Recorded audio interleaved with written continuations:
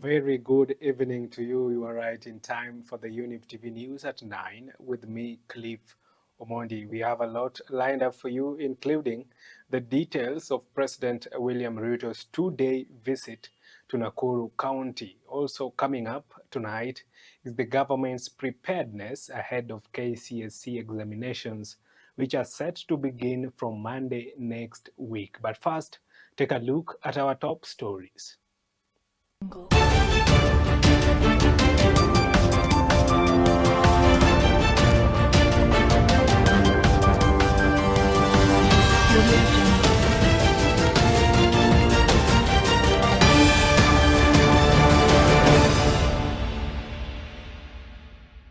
Case of because the short trains have just begun, so there are challenges of access to certain places where we've had delay in the distribution of examination papers.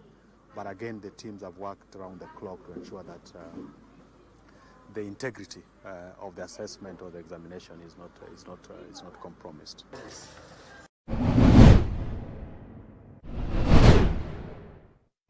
Moja, vile mimi leo Nakuru naenda kufungua barabara zenu. Nyinyi mumesikia hii barabara inatusumbua ya kwenda Nairobi. Msongamano wa magari. Watu wanalala kule Naivasha, wanalala Gilgil wakijaribu kutafuta barabara ya kwenda Nairobi, ama wengine wanaenda Malaba. Si ni kweli? Sasa tumekubaliana hii barabara yenu tunapanua. Tunaweka badala ya leni 2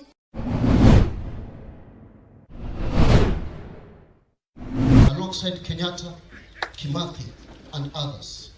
Raila Odinga deserves his rightful place. Members of political parties will share your speech, since you had it written, we'll share it with the press and with other groups, and we are going to find it properly and put it among great speeches that we have this time.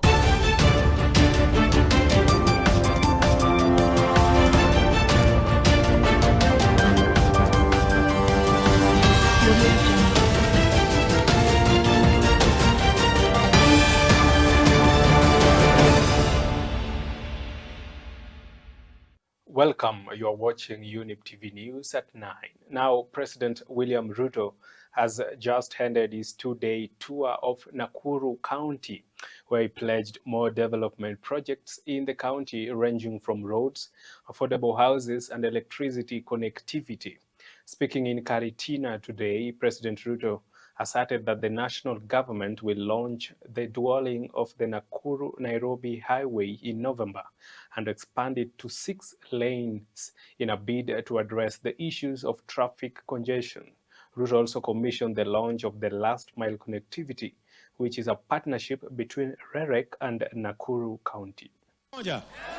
Vile mimi leo Nakuru naenda kufungua barabara zenu.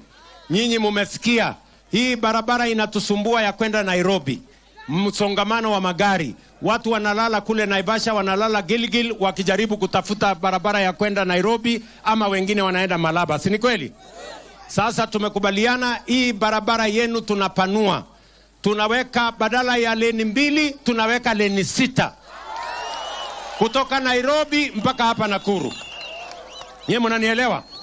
Na mimi nakuja kuanzisha hiyo mjengo mwezi ujao, mwezi wa 11, next month. Mimi nitakuja hapa. Kwa sababu hakuna vile Nakuru itabadilika. Itabadilishwa na miradi na mipango ya maendeleo. Ama namna gani jameni? Nakuru hoye. Nakuru hoye. Munasema tuendelee na kazi ama mnataka fitina ianze? Na mimi nawapenda sana watu wa Nakuru. Nyinyi ni Wakenya kamili.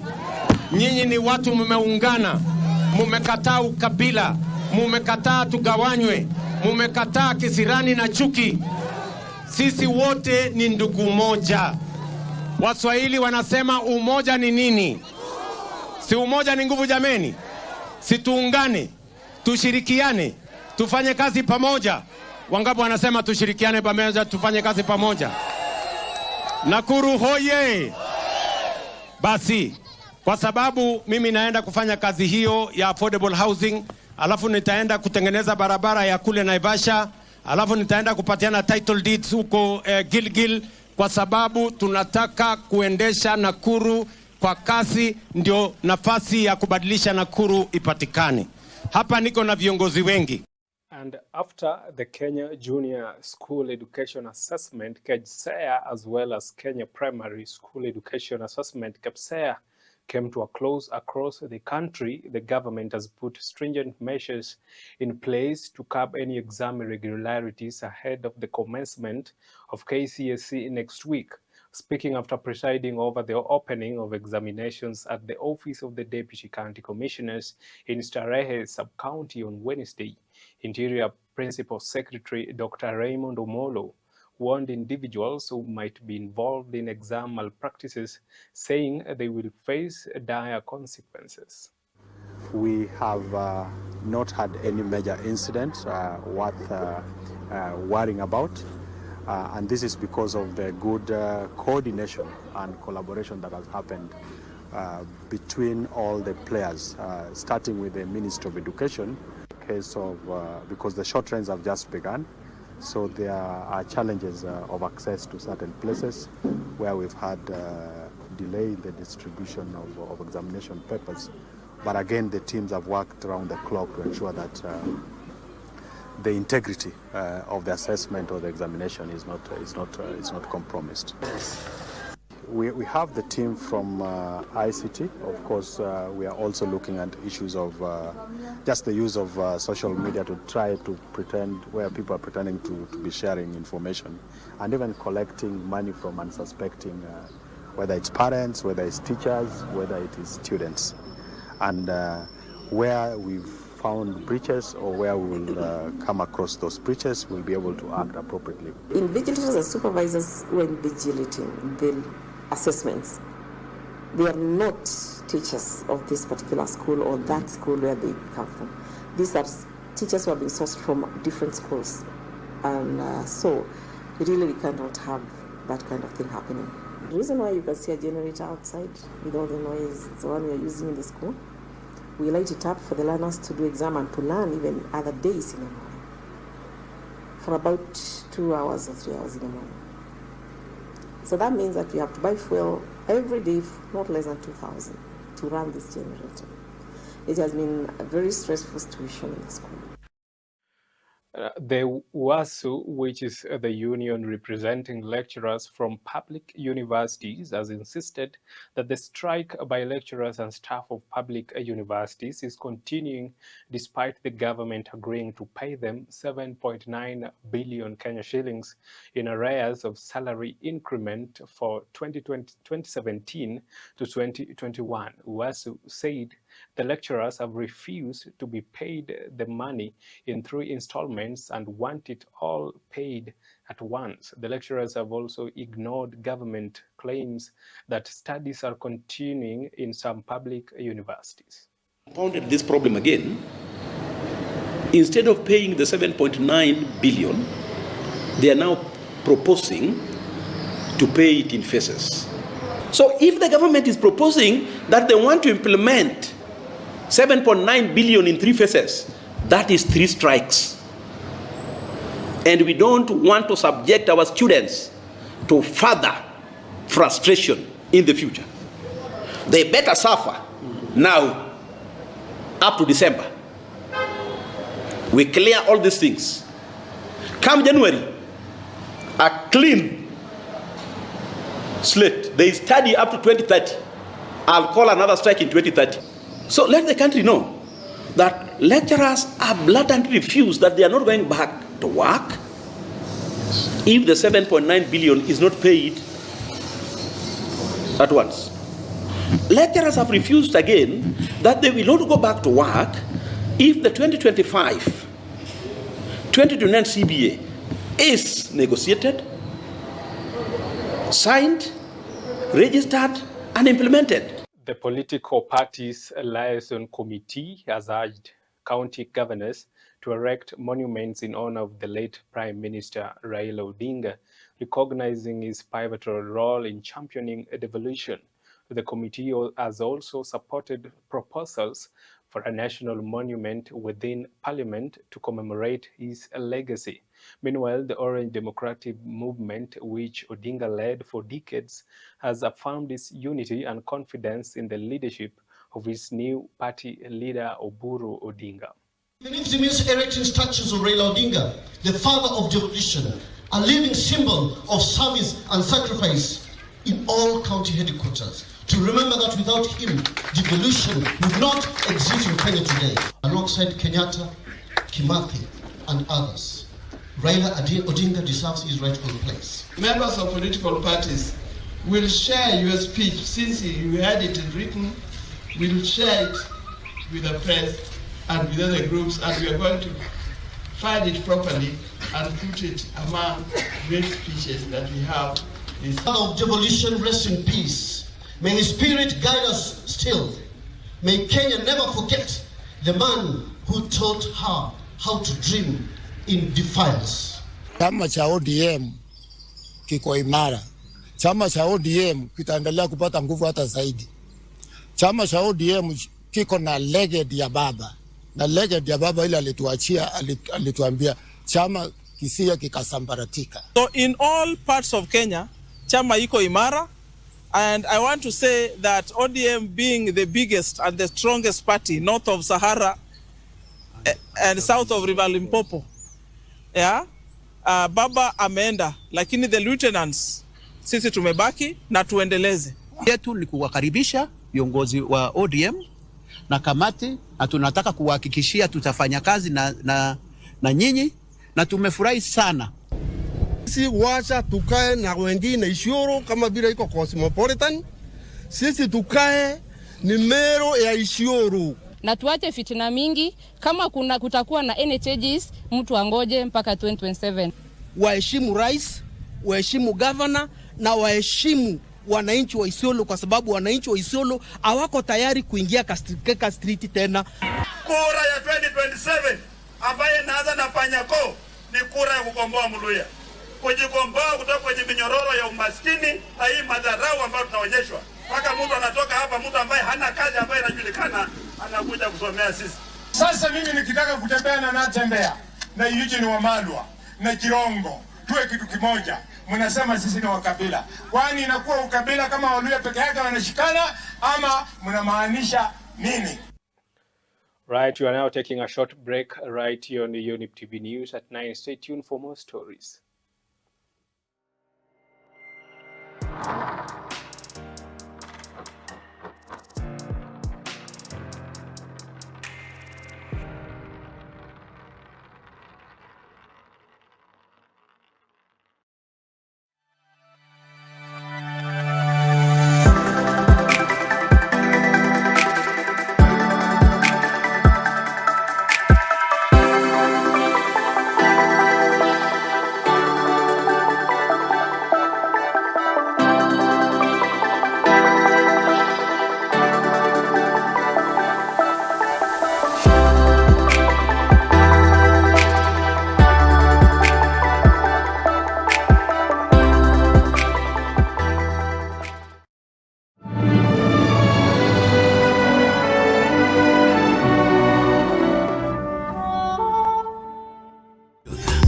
Ever the best. Hallelujah.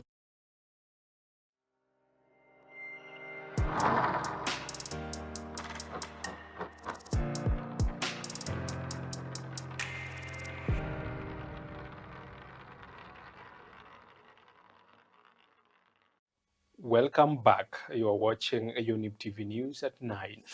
Now, members of the Church and Clergy Association of Kenya, led by the National Chairman, Bishop Hudson Ndeda, and Secretary General Jones Ochieng, have termed the recently signed Computer Misuse and Cybercrime Amendment Act as punitive and oppressive. Speaking during a media briefing on Wednesday, the leaders said that parts of the act aim at silencing voices in a world where young people rely on digital platforms to express themselves and earn a living. The Church cannot therefore keep silent at a time when unconstitutional and oppressive laws are passed by a parliament which derives its power from the people. Computer Misuse and Cybercrime Amendment Act contains sections that are punitive and oppressive. In a society where young people utilize electronic gadgets to agitate for better rights and earning a living through content, the concern of the church is that 27 is approaching, and having such laws in our country is not good for the political climate. We have also noted with concern the issue on religious extremism in the bill, which in our view is open to abuse and will be used to persecute innocent clergy serving the people of. And on to counties, the family of Susan Nyaboke, a woman who was murdered in Manyani village in Machakos, have confirmed that the deceased is their daughter. Her father, Peter Ondari, says that his daughter was the love of the man who killed her, and they were blessed with one child. However, they were separated and he never visited the family to introduce himself. The bodies of Susan and the man are kept at Machakos Level 5 morgue. Nikaambiwa kuna msichana ameuliwa huku Machakos, na nikaambiwa ni msichana yangu. Mimi sikuamini, ikabidi mchunguze nijue kama ni ukweli, kama ni yeye ameuliwa. Furthermore, nikapigiwa simu nikiwa huko Limu, nikaambiwa Susan Nyaboke ameuliwa na jamaa mwenye alikuwa bwana wake wa zamani. Sasa mimi sikujua mbona akaamua kumuua, na mimi sina mtoto mwingine, huyu ndiye alikuwa tegemeo yangu. Kwa hivyo Susan namjua kama mwalimu wa Sunday school for 2 good years, na ninamjua akiwa mtoto mzuri ambao hakuwa na mambo mengi, na kwa hivyo sisi kama wachungaji tunahitaji tu maombi. Hata kwa nchi yetu tunahitaji maombi, kwa sababu kitendo kama hiyo ni kitendo ambao sio mzuri. So the youth, let us treasure life. Let us feel that life is God given, and we have a responsibility to be there and even to get to our destinies. And a section of members of County Assembly in West Pokot County are demanding the immediate arrest of leaders in Turkana County, whom they have accused of incitement leading to the escalation of killings at Lepormoy village in Rumos, Morita, and Samach areas along the West Pokot-Turkana borders. West Pokot County Assembly MCAs, led by the Deputy Speaker Victor Siawat, have condemned the killings and urged the authorities to arrest and prosecute leaders from the neighboring county for reckless utterances which they say have sparked the border killings. Watu watatu waliuawa ambao walikuwa wakienda kwa pikipiki kutoka mahali inaitwa Ramas wakielekea Apuke. Walipofika mahali inaitwa Jabkararat wakapigwa risasi, watu watatu wote wakafa. Tangu wakati ya hizo matamshi watu zaidi ya 17 wamekufa kwa kupigwa risasi. We are very sorry to learn that the utterances are given by a very senior person who is supposed to be trusted by the people to be a peacemaker. But instead, he is the one who is instigating a lot of war between our people. Tumepoteza watu wetu wengi, lakini tusilipize. Wacha tuachie serikali, serikali ifanye kazi yake. We want also you, the NCIC, to prosecute all leaders that do such utterances.